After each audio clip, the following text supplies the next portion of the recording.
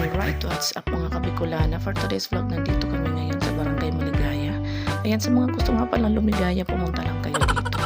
Dahil tsak na pag-uwi ninyo, masayang masaya kayo. At ayan, napakaganda ng mga tanawin. Ito nga pala, yung aming small house na aming narentahan. Ang cute niya, diba? Okay, bago nga pala ang lahat, welcome to our channel. Ayan, nandito ako ngayon guys sa area, sa may entrance fee. Ayan, napakaganda ng mga tanawin dito, diba? At syempre may mga pasyalan din para sa mga bata. Ayan. Ayan, pasensya na nga pala kayo guys, medyo hindi pa okay yung aking boses dahil hindi pa gaano magaling.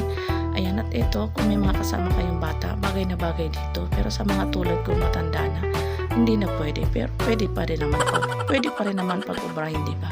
Ayan, ganyan kaganda dito. Kung may mga kasama kayong kids, ayan, bagay na bagay dito dahil masisyahan sila dito. Ayan. At ito nga pala yung sa gawing kabila ng entrance. Ayan, nandito. Ayan, napakaganda ng tanawin niya. At ayan na nga guys, medyo papaulan na, nagbabadya na ang malakas na ulan. At ayan na nga, hindi na nga guys napigilan at bumuhos na ang malakas na ulan. Kaya parang natatamad na akong lumusong dahil naisip ko parang ang ginaw-ginaw na.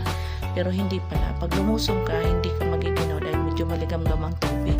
At saka naisip ko, syempre kay sayang yung 50 pesos na entrance. Ayun, ang hinayang talaga 50 pesos. Abang hirap-hirap kaya kitain ng 50 pesos, hindi ba? O kayo nga magsabi, hirap kaya kitain ng 50 pesos. Kaya ayan, syempre lulusong pa rin tayo. At ayan na nga guys, habang malakas ang ulan, ayan, lumusong na rin ako dahil sayang naman. At sa mga gusto nga palang pumunta dito, ayan, 50 pesos ang entrance dito.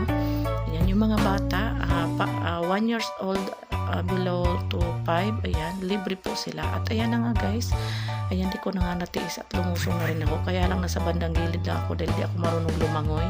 At eto na nga, at naisipan ko ng umahon at medyo giniginaw na ako. Ang ending, hindi na po ako makaahon dahil bumigat na yung aking mga binti. Hirap talaga pag nagkakaedad na, o diba? Aabutin nyo rin yan sa mga bata-bata pa.